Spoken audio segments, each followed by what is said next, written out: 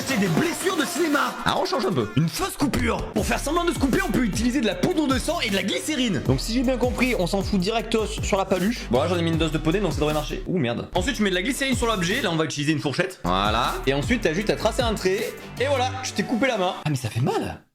Ah mais je me suis trompé de main. Et voilà, je t'ai coupé la main. Si je me fais pas strike cette vidéo, c'est un miracle. Une crème à hématome. Pour faire un hématome à un acteur, on lui met un coup et après on lui passe de la crème pour qu'il cicatrise. Et si tu m'as cru, t'as un gros problème de naïveté. En fait, cette crème sert à faire une rougeur pour imiter un hématome. Oula, c'est très rouge. Mais en vrai, ça rend trop bien, je suis choqué. Je dirais vraiment que je me suis pris un coup là. Attendez, je vais faire genre, je me suis pris une porte. Ah, je me suis pris une porte.